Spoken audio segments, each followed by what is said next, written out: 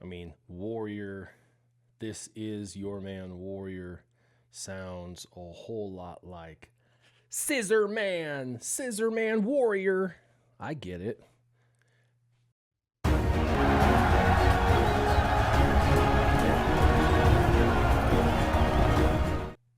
And welcome back, Scissor Man Warrior here, and we are going to be doing Smugglers Run. Now, if you don't know or you've been living under a rock, the solo tunes have come into the game, and this event is really basically built for them. Now, there are other characters that you can utilize, and that's really good because you probably don't have all of the Han Solo tunes ready and available for this particular event.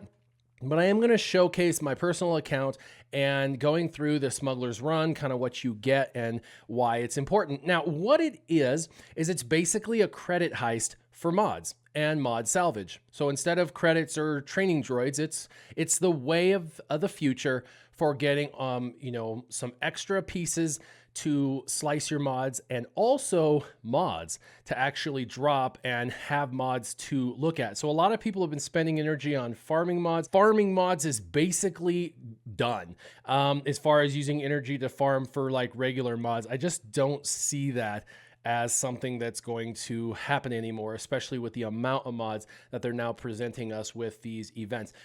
Just like the credit heist, this should, because the credit heist comes back, every 7 to 14 days. This should come back every 7 to 14 days. So pretty cool. It's a resource event. When we go into it, there's multiple tiers. They're shared. Shared means you get 2 attempts, period. If you start at level 1 and you do that first tier, that's going to give you those rewards. And I mean, it's not a lot of rewards. If that's all you can compete in, then that's fine. When it comes to shared events like this, my suggestion is to go to the toughest one and see if you can complete it. And if you can, you'll get the best rewards and complete it twice. If you can't, then just step down to the next tier until you can find yourself completing it. I went ahead and went to the highest end just to see, and I beat it. And so I just wanted to kind of walk through. There's a bit of a kill order. It's not super difficult, but it's tough. But it's not super difficult, especially if you have the right tunes. And this is the thing. We know that they built the Phoenix, and nobody wanted to farm and work on the Phoenix. But at the end of the day, the Phoenix were actually a pretty solid team. Looking back in hindsight, we realized it's not investment wasted. And the same is going to be true with the solo tunes and their prepared capabilities. Now, I am not the absolute best player with prepared. In fact, I hardly ever use this team. I know the basics on how to use their abilities and kits, and I was able to very easily get a 3-star with full health and protection on my team. So we're going to walk through the event and kind of go through kill order and why the prepared is so good for this particular setup. By the way, Smuggler's Run does provide some pretty decent mods and resources. We'll see that at the end. They do allow you to use the veterans. I like that because pretty much everybody has either farmed or is in the process of farming them for Jedi training Rey. And then they even let you use the OG Han Solo, which almost everyone has. And then, of course, the prepared tunes, including Nest. Now, if you didn't have Nest, you could use one of the other characters. And if you had the veterans and Han Solo, this works. You can use it with them. You really want Kira as the lead if possible. She's the best lead for all of this. And then Vandor or L3 or both as the tanks. If you didn't have Han Solo, the young Han Solo Nest, you could use the vets because they're actually attackers. They have some decent attack and they bring in basically every debuff in the game. They're able to bring in as well. So pretty cool there. So let's go ahead and go into this battle. I do have a Zeta on Vandor Chewbacca. I have a Zeta on my Nest as well. Now, the first tier is against some pretty strong characters, and I'm just going to start out with AoE because I want to try to prevent the calls to assist. I'm going to dispel. She doesn't have her prepared up yet, but I want to dispel so I can take out who I want to take out. So this should dispel him, and we're going to go ahead and do a basic on range trooper. What I'm doing is putting prepared up onto my head because you want everybody to be prepared. We're going to get L3 jacked up And let's go ahead and move over here. Scout Trooper has a lot of turn meter, and Scout Trooper, while squishy, is a really good character in the PvE. So we're going to whap, got him stunned. And all right, let's do another basic. We're just going to take out Scout Trooper, and then we're going to move over to Range Trooper. We're going to do basic again. Basic, we're pretty good right now, if you can see. Our tank L3 is taking all the brunt of it. And then we want the Stormtrooper Commander. Shore Trooper is going to be the last person that we worry about. There we go. We've got her up to level 3, so we're pretty good. And I'm just going to use basics to, actually, I'm going to ramp up his speed. Might as well. We're in really good shape. Let's do a basic. And yeah, we're just going to keep ramping. Everybody's getting prepared now, so that's good. And we can even give prepared over to Nest by using Han Solo's ability that does that if we want. And then he'll do more damage because she'll have it. Now I'm going to ramp his speed up again. Why not? We're trying to get his speed as fast as possible going into rounds 2 and 3.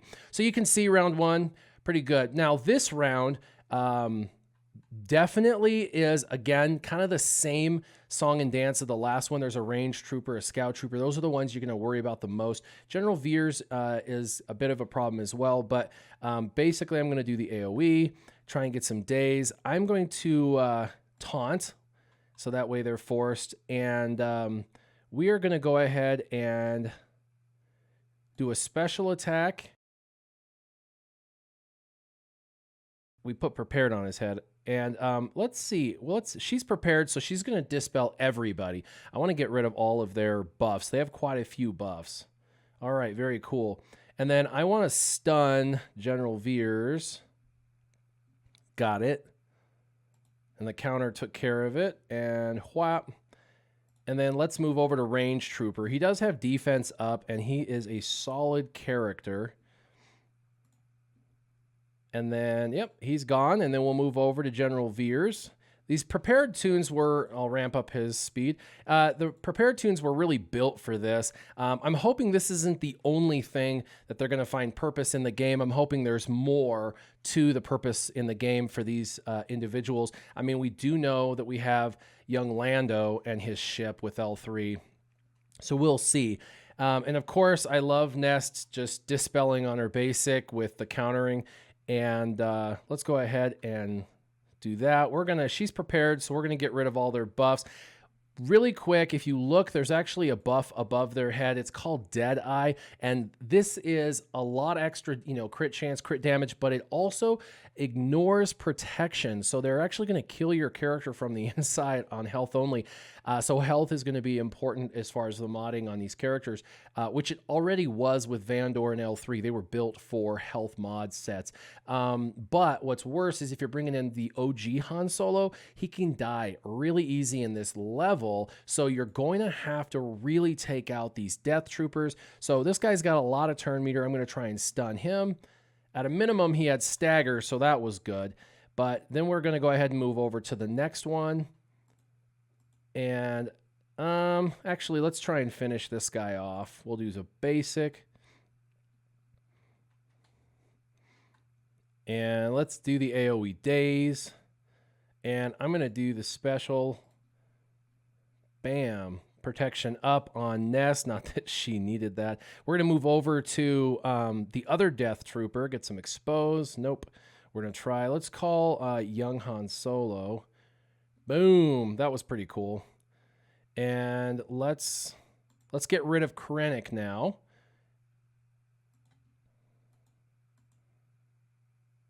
35k, that was pretty good. And we passed prepared over to Vandor, which you definitely want. Not that I'm going to lose a character. That's not going to happen, but that's why you would want to do that.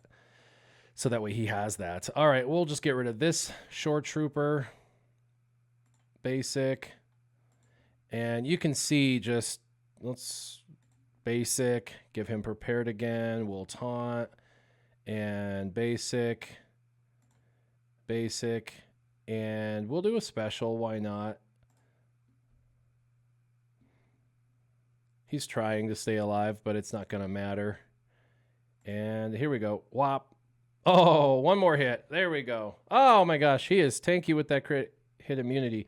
There we go. And you saw I had full health and protection. Now, obviously, my characters are 7-star gear 12, made for easy peasy lemon squeezy on that. But it's something to shoot for, and it's a great resource. We knew that when we had credit heists and the droid smuggling that we had to have, scoundrels for that. And so that was part of the farming guide, is to make sure that you had enough scoundrels to be able to do those events, because those credits and those droid bots, especially early on, are critical. Obviously, when you get to the end game, your characters are all way overpowered for the event. You can basically auto the event. It's the same with this event. It's pretty darn easy. I'm happy with the drops. I think this is one more thing they've added that is nice that we didn't have before. I just wish there were more of the components. These components, you need, 35 of some of them and 50 of some of them. It would be nice if this was just a little higher, since this is something that only comes around every couple of weeks. It's only supposed to alleviate your existing farming requirements, but your mod farming should go exclusively for components now, not for mods, but for the components. And then you should be upgrading your existing mods. And if you say, well, I don't have enough existing mods, well, this is where you get your existing mods. All these events now are dropping. Let's see what I got, see if I got anything good.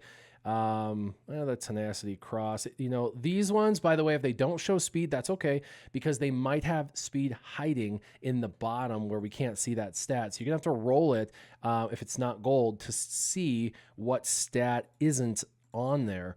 And that one has 3 speed showing, so I have up to 4 rolls on that one on speed potentially.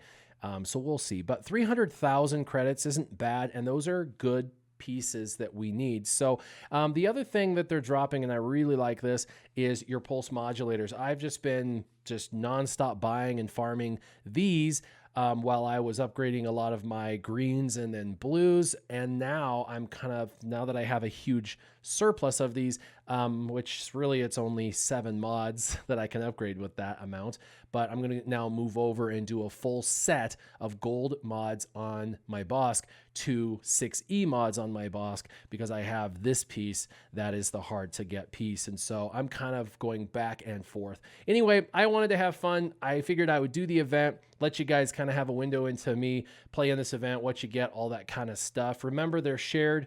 You only get 2 attempts. It should come back every, week and a half to 2 weeks. As always, if you have any questions about the event, leave them in the comments down below, and keep your gaming on. Warrior out.